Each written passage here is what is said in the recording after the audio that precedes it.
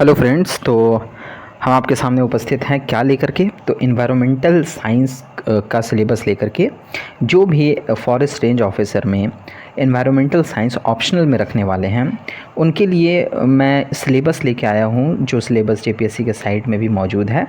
देखिए सिलेबस तो आप वहां भी जाके देख सकते हैं, लेकिन ये मैं क्यों लेके आया हूं, क्योंकि आप इसको देखेंगे अगर, तो मैं कुछ कंसेप्ट इसमें आपको बताने वाला हूं जिससे कि आपका इजी हो जाएगा। देखिए कहा जाता है कि अगर सिलेबस को आप, जो भी सिविल सर्विसेज का ही सिलेबस मेंस का हो या फिर किसी भी ऑप्शनल का मेंस का जिसमें लिखित एग्जामिनेशंस होते हैं, उसमें अगर सिलेबस को आप समझ जाते हैं, ठीक है, सिलेबस को माइंड में अगर अच्छे से नोटेट कर लेते हैं, तो आपका 50% काम सिलेबस में ही हो जाता है। और अगर यूं ही बस बैल की तरह उठे और पढ़ना चालू कर दिए तो उसमें मेहनत थोड़ा सा ज़्यादा लगता है, समझे ना।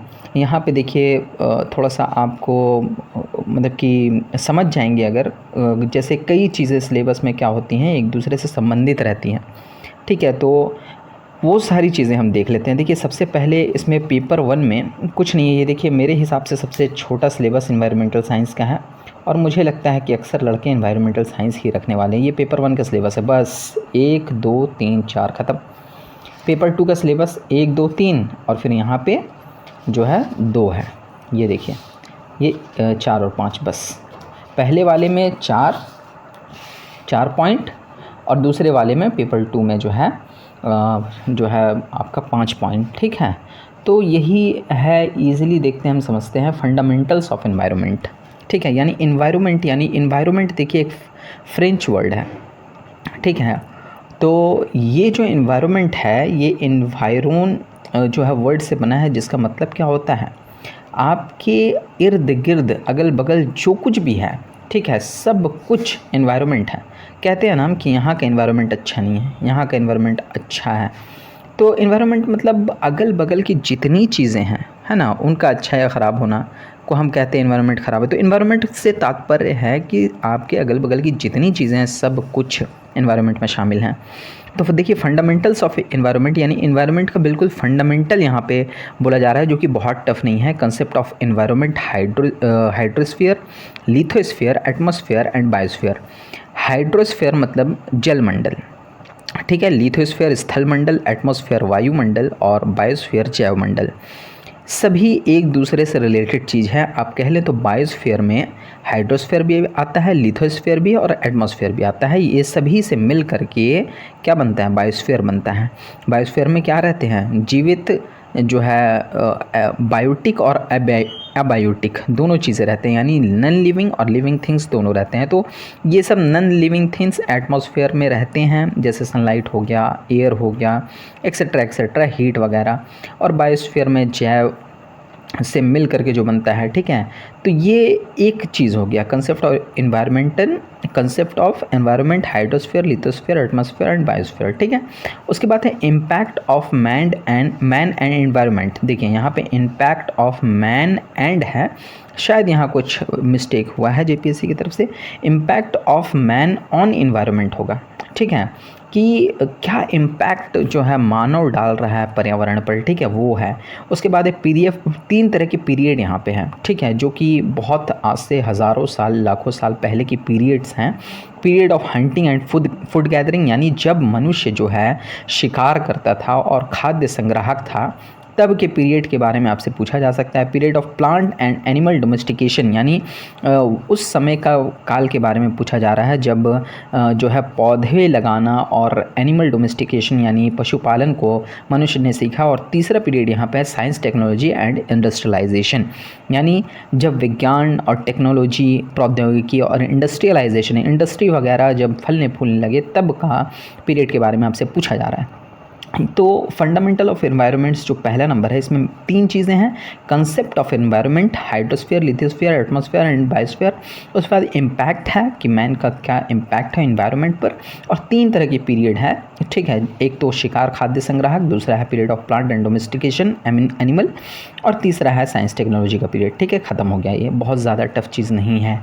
इकोसिस्टम, ठीक है, यानी पारिस्थितिक तंत्र। देखिए पारिस्थितिक तंत्र का सर्वप्रथम इस इकोसिस्टम वर्ड का उपयोग एज टांसले ने किया था।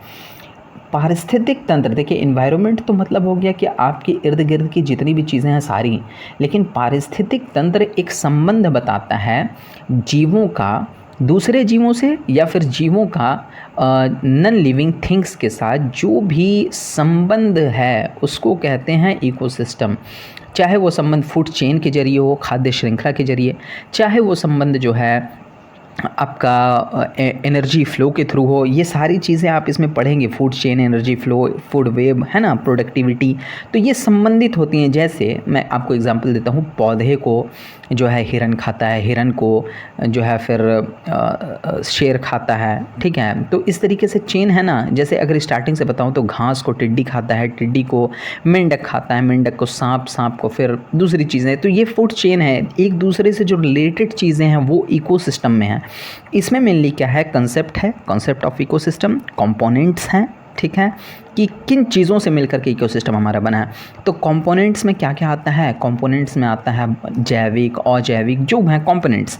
फिर फूड चेन है, खाद्य श्रृंखला, फूड वेब है, खाद्य जाल, फूड चेन का ही बड़ा रूप फूड वेब है, ठीक है। Energy flow, productivity in ecosystem, nutrient cycle in ecosystem, यानी पोषण चक्र, ठीक है। टाइप्स ऑफ इकोसिस्टम, देखिए इकोसिस्टम के टाइप्स जो है मैं आपको मीन्स जब पढ़ाऊँगा अच्छे से, ठीक है, कुछ ही दिनों में, मतलब कि आजकल से मैं वीडियो लाने की कोशिश कर रहा हूँ इसकी। देखिए इकोसिस्टम कई प्रकार के पाए जाते हैं इस धरती में। पारिस्थितिक तंत्र, जैसे समुद्र भी एक पारिस्थितिक तंत्र है, तालाब भी एक छोटा पारिस्थितिक तंत्र है, ठीक है, नदी भी एक छोटा पारिस्थितिक तंत्र है। इसी तरीके से रेगिस्तान भी एक पारिस्थितिक तंत्र है।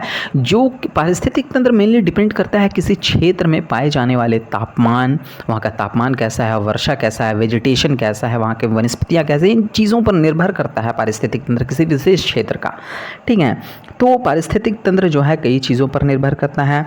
इसी तरीके से जो है कई टाइप के पारिस्थितिक तंत्र मौजूद है। तो वही पूछा जा रहा है आपसे यहाँ पे सिलेबस में जो है टाइप्स ऑफ इकोसिस्टम, ठीक है। फॉरेस्ट, जंगल का, वन का पारिस्थितिक तंत्र, ग्रास लैंड का यानी घास वाले भूमि का पारिस्थितिक तंत्र, डेजर्ट का, एक्वेटिक, एक्वेटिक में जो है पानी वाले, एक्वेटिक में बहुत सारा आता है, जैसे एक्वेटिक में तालाब भी आता है, तालाब पारिस्थितिक तंत्र, नदी पारिस्थितिक तंत्र, है ना, एक्सेट्रा एक्सेट्रा, झील पारिस्थितिक तंत्र वगैरह बहुत, मरीन यानी समुद्री पारिस्थितिक तंत्र, एंड देयर प्रॉब्लम्स। देखिए टाइप्स ऑफ इकोसिस्टम है, यानी जितने प्रकार के इकोसिस्टम यहाँ पर दिए गए हैं उनके बारे में डिस्क्राइब करिए, और वहाँ के प्रॉब्लम्स क्या हैं इसके बारे में भी पूछा जा सकता है।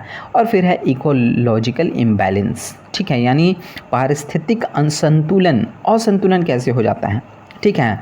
तो जैसे फूड चेन में अगर कुछ ख़त्म हो गया, बीच का कोई हिस्सा टूट रहा है तो इम्बैलेंस जो है आ जाता है। तो वो सब पढ़ने पर हम ज़्यादा जानेंगे।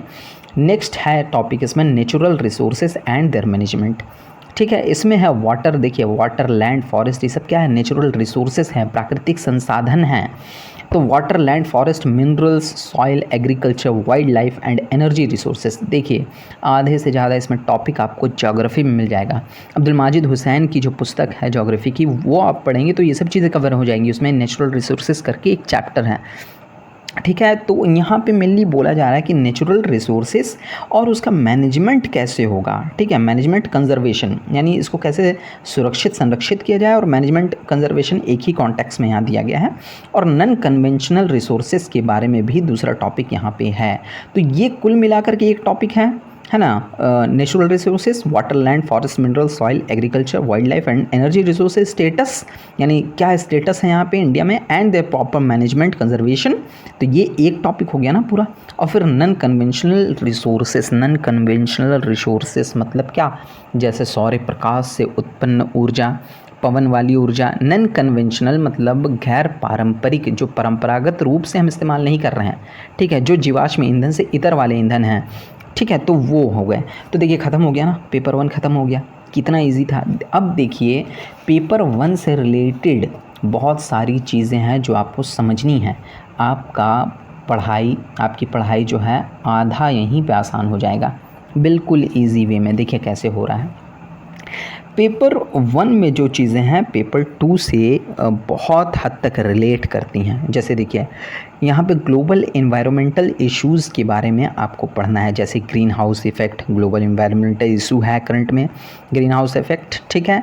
एसिड रेन, ठीक है, El Nino, ozone layer depletion, deforestation यानी गैर वनीकरण यानी वनों का उन्मूलन, डेजर्टिफिकेशन मरुस्थलीकरण, सैलिनाइजेशन लवणीकरण, हैबिटल एंड डाइवर्सिटी लॉस। तो ये चीज़ें जो हैं आपका ग्लोबल इन्वायरमेंटल इश्यूज़ है, ये पढ़ना है। फिर है केमिकल एंड रेडिएशन हजार्ड्स यानी केमिकल और रेडिएशन वाले खतरे की चीज़ें जो हैं, जैसे चेरनोबिल डिज़ास्टर हुआ था रशिया में, भोपाल ट्रेजेडी 1984 में हुआ था इंडिया में, ठीक है। तो मतलब कि रासायनिक प्रदूषण जो हैं, केमिकल एंड रेडिएशन हजार्ड्स जो हुए हैं, उनके बारे में 2 तो यहाँ दे रखा है EDC एंड देयर मैनेजमेंट, ठीक है, एंड देयर मैनेजमेंट, ठीक है। केमिकल एंड रेडिएशन हजार्ड्स यानी जितनी भी ये चीज़ें हैं इनके बारे में पढ़ना है। उसके बाद बोला गया है chemical and radiation hazards and there management, ठीक है, ये पढ़ना है। फिर है इन्वायरमेंटल लॉज यानी इन्वायरमेंट से रिलेटेड कौन कौन से कानून हैं। तो देखिए यहाँ पे जो लॉज पूछे गए हैं, इन्वायरमेंटल प्रोटेक्शन एक्ट, ठीक है, पहला। दूसरा है एयर पॉल्यूशन कंट्रोल एक्ट, ठीक। फिर water prevention and control of pollution act, wild life protection act, forest protection conservation act. Mainly कितने प्रकार के एक्ट आपको यहाँ पे पढ़ने पड़ रहे हैं? 4 प्रकार के। एक तो इन्वायरमेंटल लॉज में इन्वायरमेंट प्रोटेक्शन एक्ट 1, एयर वाला 2, वाटर वाला 3, वाइल्ड लाइफ 4, फॉरेस्ट 5 तरह के एक्ट हैं, 5 एक्ट्स, ठीक है। अब देखिए मैं कैसे को रिलेट कर रहा हूँ। देखिए रिलेटेड कैसे हैं ये चीज़ें। देखिए यहाँ पे आपका देखिए यहाँ पे मैनेजमेंट कंजर्वेशन दिया हुआ है। तो जितने भी नेचुरल रिसोर्सेज हैं इनके बारे में आपने पढ़ लिया। अब आपसे पूछा जाएगा मैनेजमेंट कंजर्वेशन के क्या उपाय हैं, तो वो एक्ट्स हैं। जैसे यहाँ पे वाटर है, लैंड है, फॉरेस्ट है, तो फॉरेस्ट वाटर आपको मिल रहा है ना, देखिए वाटर है, फॉरेस्ट है। तो यहाँ पे कंजर्वेशन के लिए क्या पढ़ना होगा? ये एक्ट ही ना पढ़ना होगा, यानी ये दोनों एक ही चीज़ हैं लगभग, ठीक है, ये समझ लीजिए आप, ठीक। इसके तो ये एक्ट्स आप जब पढ़ेंगे तो यहाँ पर भी तो आपको एक्ट पढ़ना ही है ना।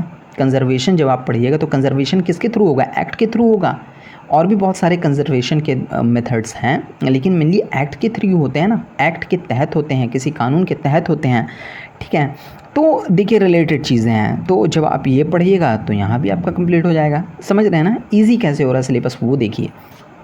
नेक्स्ट टॉपिक है इसमें दूसरा number, environmental and public health. यानी देखिए एनवायरनमेंट एंड पब्लिक हेल्थ यानी पर्यावरण और मनुष्य के जो हेल्थ रिलेटेड इशू हैं वो हैं। तो major water, food and airborne diseases of maynard animals यानी जितने भी पालतू जानवर हैं उससे रिलेटेड जो डिजीज़ होते हैं वाटर के थ्रू, फूड के थ्रू, एयर बोर्न डिजीज़ेस, ठीक है। सिविक सेंस यानी जो आपका सिविक सेंस मतलब क्या हो गया?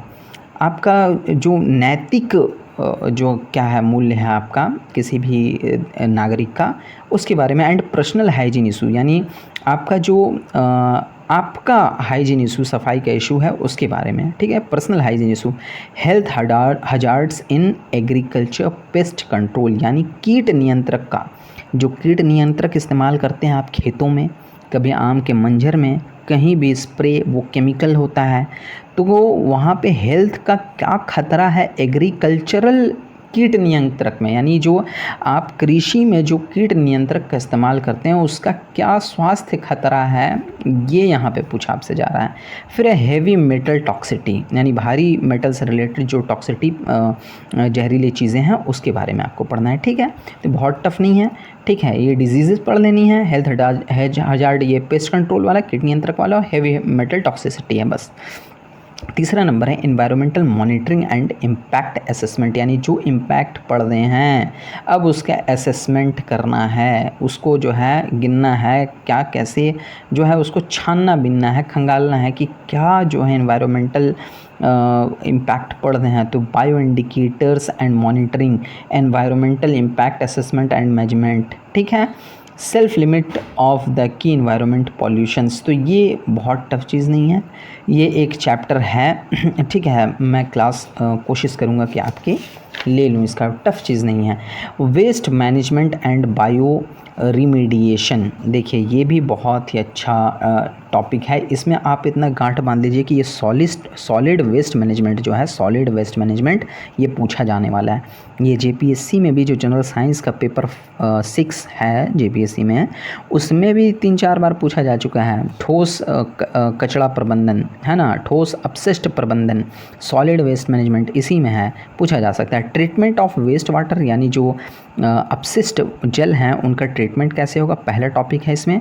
दूसरा है सॉलिड वेस्ट मैनेजमेंट। तीसरा है management of persistence organic pollution. Persistence मतलब जो जिद्दी ऑर्गेनिक पॉल्यूशंस हैं, है ना, खतरनाक स्थायी ऑर्गेनिक पॉल्यूटेंट्स, उसका मैनेजमेंट कैसे होगा, फिर ये नेक्स्ट टॉपिक है। फिर Silent Valley project, the Ganga action plan, easy चीज़ है, 2 टॉपिक हो गया। और कोस्ट इफेक्टिव अबेटमेंट टेक्नोलॉजी, यानी कौन से टेक्नोलॉजी हैं अपशमन करने के, पर्यावरण के जो प्रदूषण के जो अपशमन के टेक्नोलॉजी हैं उनके बारे में, कि हम कैसे कम करने में टेक्नोलॉजी इस्तेमाल कर सकते हैं, वो है। तो ईजी चीज़ है ना, ठीक है। आपको पढ़ना क्या, साइलेंट वैली प्रोजेक्ट पढ़ लेना है, गंगा एक्शन प्लान पढ़ लेना है, सॉलिड वेस्ट मैनेजमेंट पढ़ लेना है और ट्रीटमेंट ऑफ वेस्ट वाटर पढ़ना है, इसी में से आ जाएगा, ठीक है। नेक्स्ट है लास्ट टॉपिक पेपर 2 का, the environment protection laws and human rights. Easy चीज़ है, टफ नहीं है। द एनवायरनमेंट प्रोटेक्शन लॉज, देखिए लॉज आप उधर भी है ना, पेपर 2 में ही है, देखिए यहाँ पे है ना, पेपर 2 में ही यहाँ पे लॉज है, एक्ट वगैरह आप पढ़ रहे हैं तो वही तो है यहाँ पे भी laws, the environment protection laws and human rights. Human right issue भी इसमें आ जाते हैं, जैसे कहीं बहुत ज़्यादा प्रदूषण हो रहा है, कुछ हो रहा है, तो ह्यूमन राइट इशू भी तो आ जाता है कि शहरी क्षेत्र में इतना डेसिबल से दिन के समय कम होना चाहिए प्रदूषण। रात के समय आप कोई मैरिज हॉल है तो ये नहीं कि ज़बरदस्ती एकदम डीजे बजाए जा रहे हैं, उसमें भी डेसिबल जो है नोटेड है कि इससे ज़्यादा नहीं होना चाहिए, वो भी 10 बजे रात तक ही। तो यहाँ पे पूछा जा रहा है सस्टेनेबल डेवलपमेंट एनवायरमेंटल पॉलिसीज़, यानी धारणीय विकास, यानी जो सस्टेनेबल डेवलपमेंट क्या हुआ कि संरक्षण करते हुए, प्राकृतिक संसाधनों का संरक्षण करते हुए भविष्य की पीढ़ी के लिए जैसे वो उपलब्ध रहें, उस हिसाब से उनको खर्च किया जाए। तो सस्टेनेबल डेवलपमेंट एनवायरमेंटल पॉलिसीज़, ऐसी एनवायरमेंटल पॉलिसीज़, ऐसे पर्यावरणीय नीतियाँ जो सस्टेनेबल डेवलपमेंट से रिलेटेड हैं, वो पढ़ना है, ठीक है। उसके बाद है environmental ethics, in human right issue relating to environment pollution, अभी मैंने बताया ना, ह्यूमन राइट इशू क्या है, related to environment human population growth, ठीक है, ये पढ़ना है। एंड लाइफस्टाइल, HIV एड्स पढ़ लेना है, एक बीमारी, ठीक है। और मिशन लाइफ जो सरकार के द्वारा चलाया जा रहा है वो पढ़ लेना है, बिल्कुल ईजी है, ठीक है। तो मैं कोशिश करूँगा धीरे धीरे ये टॉपिक्स आपको आपके साथ डिस्कस करने की, आपके साथ पढ़ने की। तो आप जो है इस चैनल से जुड़ सकते हैं, सब्सक्राइब कर सकते हैं, ताकि हमारे वीडियोस आपको तुरंत पहुंच जाएं और आप इसका लाभ उठा सकें, ठीक है। तो हम कोशिश ज़रूर करेंगे कि हम इससे रिलेटेड स्टडी फैक्ट्स लाएं, ठीक है। तो अगर वीडियो अच्छा लगा हो, कुछ आपने इससे समझा हो, सीखा हो, तो ज़रूर वीडियो को एक लाइक कर दें। तो मिलते हैं नेक्स्ट वीडियो में, आज के लिए इतना ही, thank you. Please subscribe, please share, and please like.